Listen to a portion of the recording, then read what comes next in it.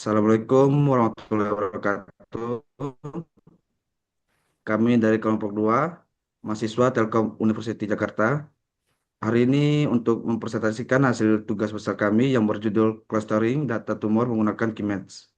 Sebelum lanjut ke slide berikutnya, izinkan kami perkenalkan nama masing-masing.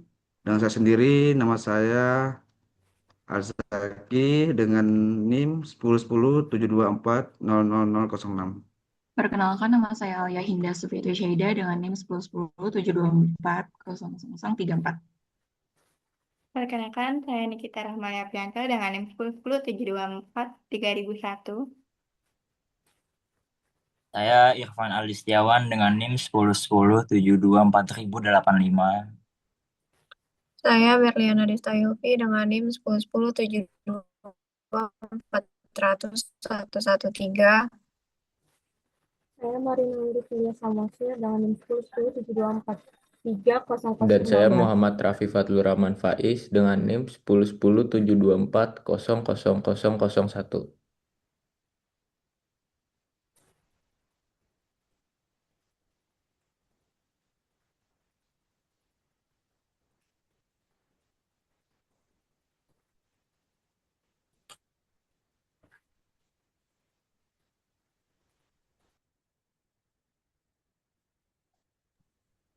Bang, suara bang.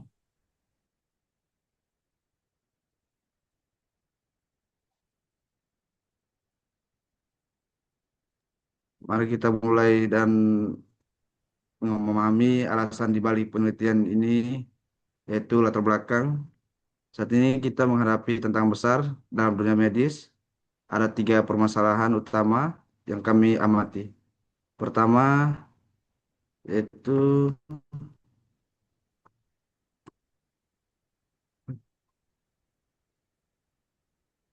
wait, wait. Pertama itu volume data kesehatan terus berkembang pesat dan menjadi sangat kompleks.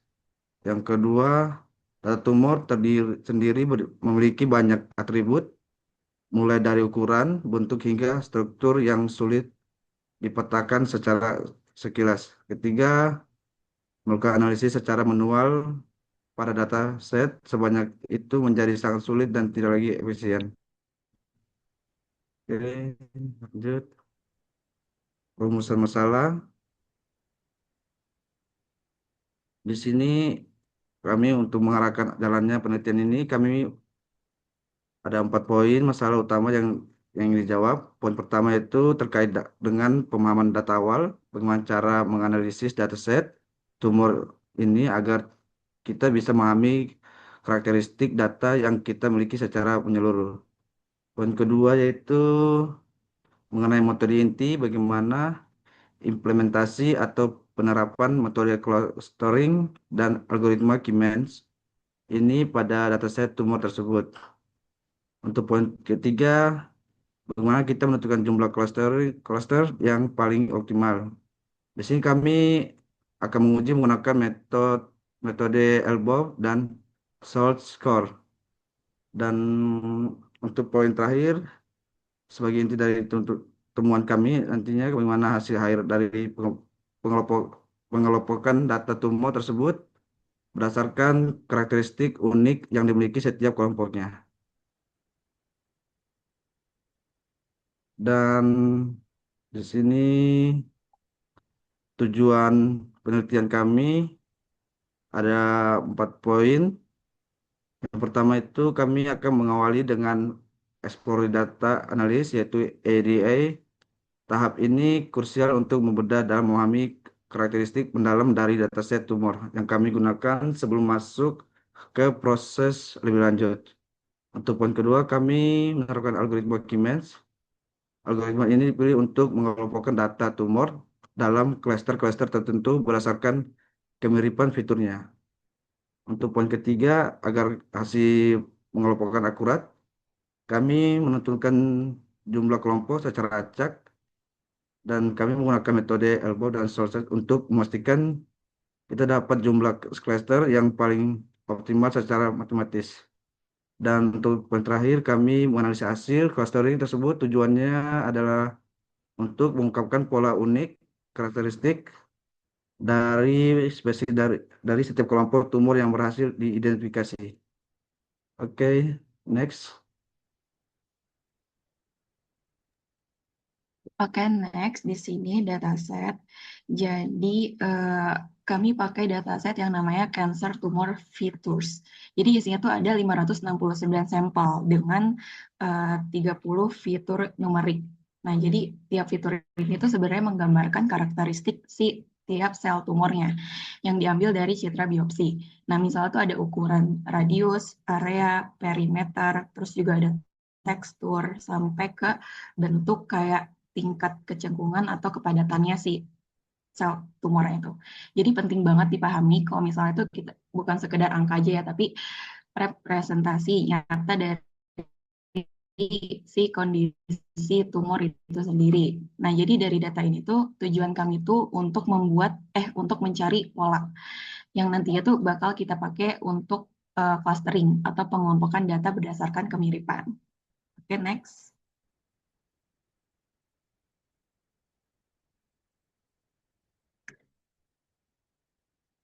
Next. Nah, di sini ada, sebelum kita melakukan analisis, jadi kami itu nggak langsung melakukan analisis gitu ya. Jadi kami itu melakukan yang namanya EDA yang seperti Bang Al jelaskan sebelumnya. Jadi anggap aja di tahap EDA ini tuh kayak kenalan dulu sama si datanya. Jadi di sini tuh kami menemukan beberapa hal penting.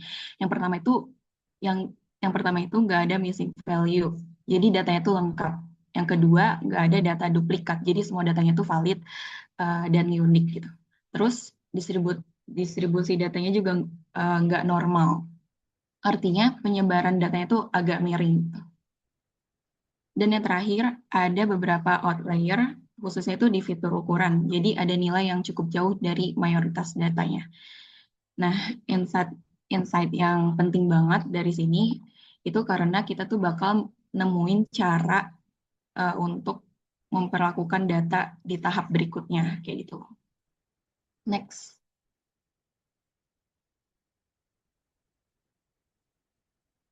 Nah, lanjut ke tahap load data dan cleaning. Di sini kami akan mulai dari baca datasetnya dulu pakai Pandas dengan fungsi read CSV. Jadi di bagian codingan ini ada df sama dengan pd read CSV. Itu jadi ngebaca datanya dulu, ngebaca data dari yang filenya, terus disimpan ke dalam data frame yang namanya df. Terus baris kedua di sini ada df column. Itu tuh untuk merapikan si nama kolomnya supaya lebih clean aja gitu, kayak bisa biar gampang dipakai, biar gampang dilihat gitu. Lalu di sini ada print dataset. Ini tuh cuma biar simple aja, biar buat ngecek apakah datanya berhasil kebaca atau enggak. Lalu yang terakhir di sini ada di F Shape, itu tuh untuk lihat ukuran datanya. Kan tadi kita menghasilkan hasil ada 569 baris dan 30 kolom ya. Nah, itu hasilnya. Jadi intinya di tahap ini tuh kami memastikan supaya datanya itu bersih, rapih, dan bisa diproses lebih lanjut gitu. Next.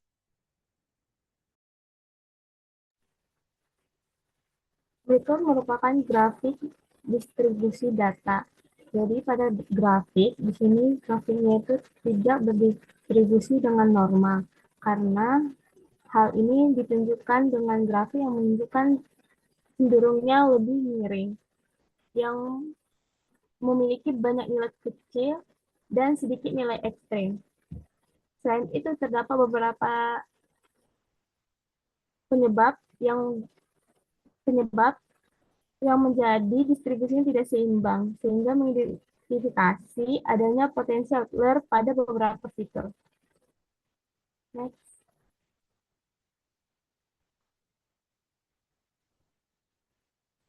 Pada grafik outlier, berdasarkan grafik ini, terlihat adalah cukup banyak data yang berada di luar batas Whisker.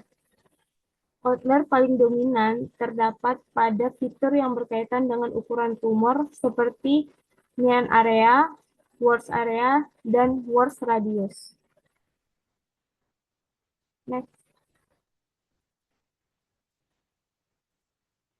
Heatmap korelasi terlihat bahwa beberapa fitur memiliki hubungan yang sangat kuat, terutama pada fitur ukuran seperti radius. Dengan korelasi yang mendekati menunjukkan bahwa fitur-fitur tersebut saling berkaitan dan mengandung informasi yang serupa sehingga berpotensi menyebabkan redundansi dalam data.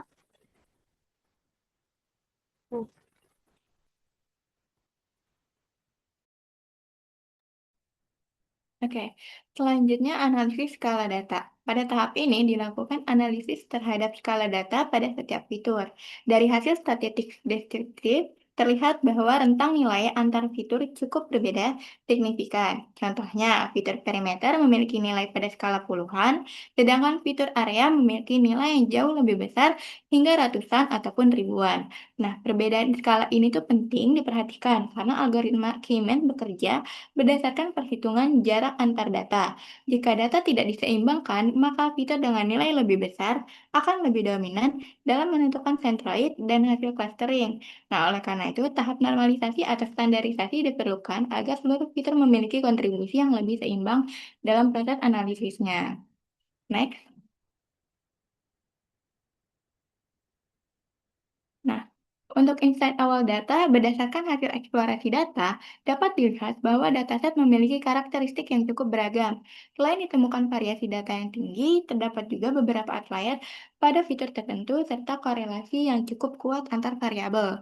Hal ini itu menunjukkan bahwa data tidak hanya bervariasi, tetapi juga memiliki hubungan internal antar fitur. Dengan kondisi tersebut, dapat diasumsikan bahwa dataset memiliki potensi untuk membentuk kelompok-kelompok alami berdasarkan karakteristik ukuran tumor. Insight awal ini menjadi dasar untuk melanjutkan proses clustering menggunakan algoritma K-means. Next.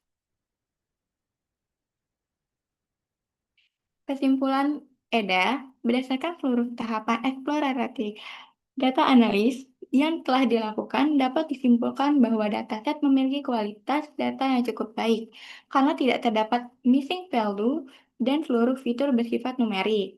Namun, demikian masih terdapat beberapa karakteristik data yang perlu diperhatikan, seperti distribusi data yang tidak normal, keberadaan outlier, serta adanya korelasi tinggi antar variabel.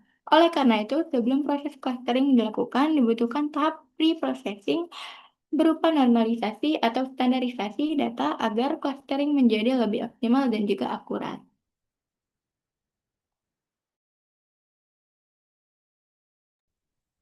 Selanjutnya ada tahap pre-processing. Pre-processing terdiri dari 3 langkah utama. Yang pertama, merapikan nama kolom dataset. Pada codingan ini dilakukan penggantian spasi menjadi underscore atau garis bawah. Tujuannya agar nama kolom lebih konsisten dan mudah dipanggil saat proses coding. Kedua, memilih fitur yang relevan. Di sini dipilih beberapa fitur yang berkaitan dengan ukuran tumor seperti mean radius, mean perimeter, mean area, serta versi worst-nya. Fitur-fitur ini kemudian disimpan ke dalam variabel X sebagai data yang akan digunakan dalam proses clustering. Dan yang ketiga, melakukan standarisasi data. Standarisasi dilakukan menggunakan standar scalar yang berfungsi untuk menyamakan skala setiap fitur. Hal ini penting karena algoritma K-means bekerja berdasarkan jarak sehingga fitur dengan nilai besar tidak boleh mendominasi hasil. Next. Tahap persiapan dan pre-processing. Pada tahap ini lakukan pemilihan informasi yang akan digunakan untuk penelitian. Seperti yang ada di dataset yang terdiri dari 569 data dengan fitur numerik yang melambangkan ukuran tumor. Di situ terdapat beberapa fitur yang sudah saya sebutkan tadi, ada mean radius, mean perimeter, mean area, worst radius, worst perimeter, dan juga worst area.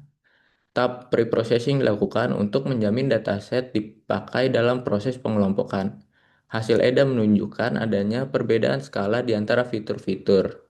Akibatnya, proses standarisasi diterapkan dengan metode standar scalar. Metode yang diterapkan dalam penelitian ini adalah K-means clustering. Proses pelatihan dilakukan dengan berbagai variasi jumlah kelompok untuk menemukan hasil yang optimal. Next. Kemudian ada model K-means. Pertama, dibuat dulu model K-means-nya dengan jumlah klaster terbaik. Parameter random state digunakan agar hasil konsisten dan n-init menentukan jumlah percobaan inisialisasi sentroid.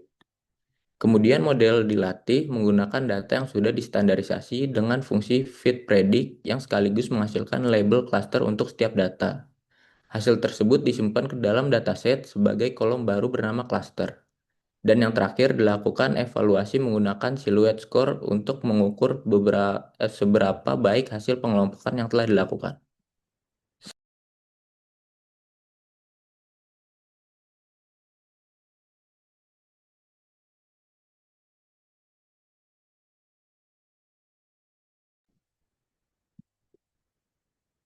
Oke, next.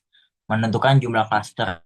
So, di tahap ini kami menentukan jumlah cluster optimal untuk metode K-means. Seperti yang kita tahu, K-means membutuhkan jumlah cluster di awal, sehingga kami perlu mencari nilai K yang paling tepat agar hasil pengelompokan tidak asal. Di sini kami menggunakan dua metode utama, yaitu elbow method dan silhouette score. Dari kedua metode tersebut, hasilnya konsisten menunjukkan bahwa jumlah cluster optimal adalah K sama dengan 2. Selanjutnya.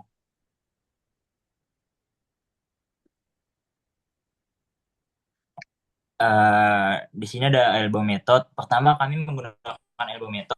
Konsep dari metode ini adalah kami melihat nilai WCSS, yaitu within cluster sum of squares, yang mengukur seberapa rapat data dalam satu cluster. Kami melakukan pengujian dari K sama dengan 1 sampai K sama dengan 10. Secara kode, prosesnya dimulai dari WCS, tanda kurung siku, yaitu membuat list kosong untuk menyimpan nilai WCSS.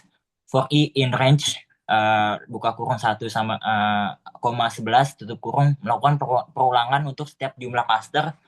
K-means sama dengan K-means buka kurung n underscore cluster sama dengan I random underscore state sama dengan 42, n underscore init sama dengan 10.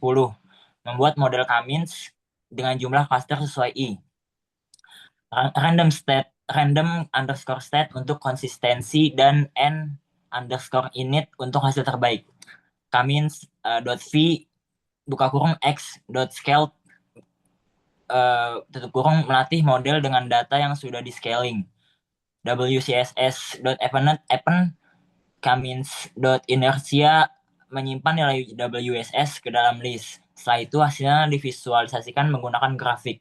Dari grafik tersebut terlihat penurunan yang sangat signifikan dari K sama dengan 1 ke K sama dengan 2, lalu mulai melandai, sehingga titik elbow berada di K sama dengan 2. Artinya penambahan klaster setelah itu tidak memberikan peningkatan yang signifikan. Next slide.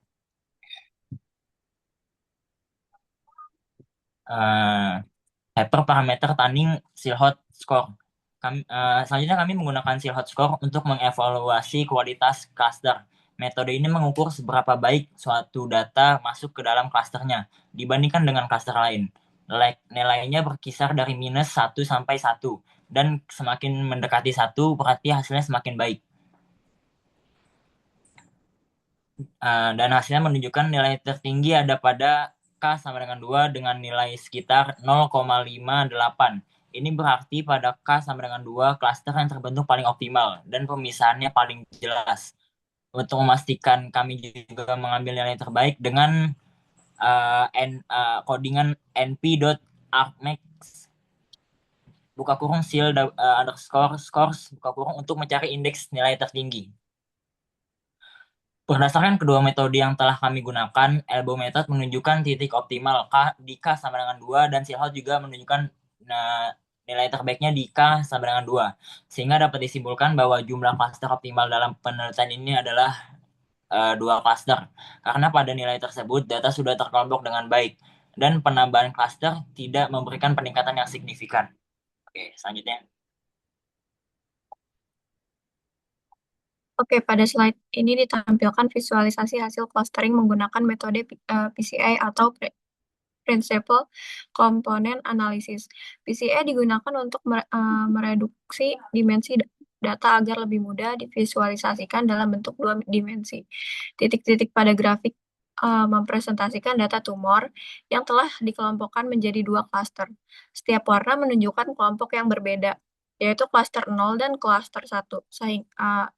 Segitiga merah pada grafik menunjukkan posisi sentroid, yaitu titik pusat dari masing-masing klaster.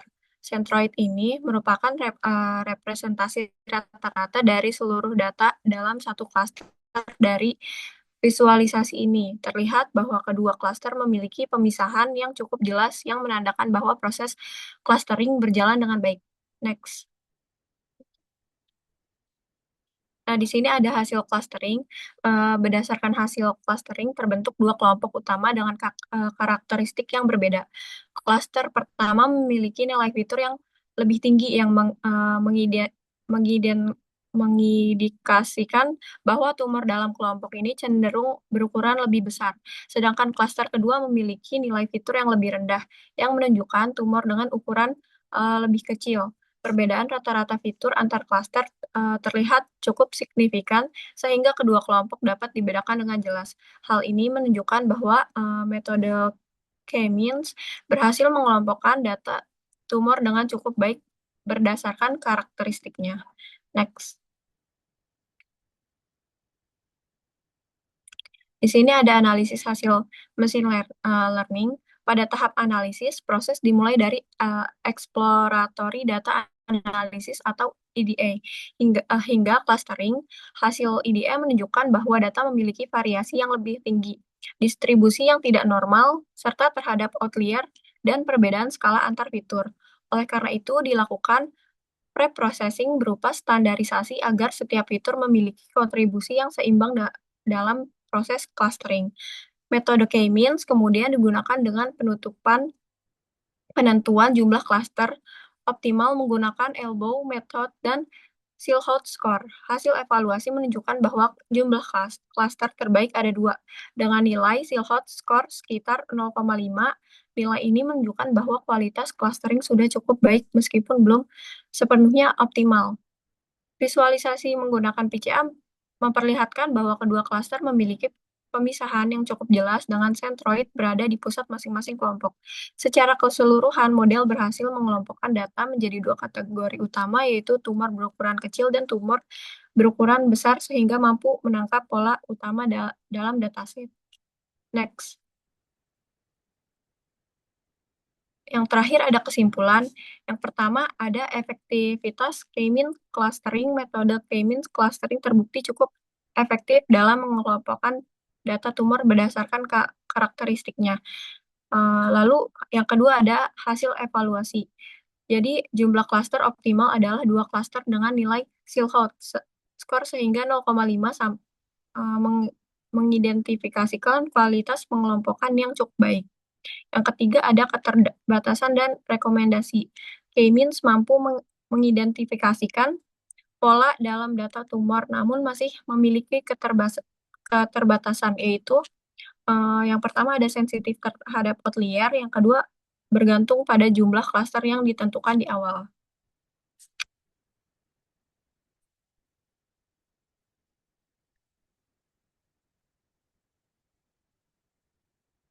Bang, suara bang.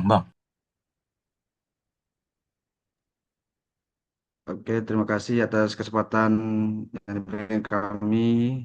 Sekian dari presentasi kami dari kelompok 2, saya wakili dan dari kelompok 2. Sekian dari kami. Wassalamualaikum warahmatullahi wabarakatuh. Waalaikumsalam Ya, warahmatullahi Niki, wabarakatuh.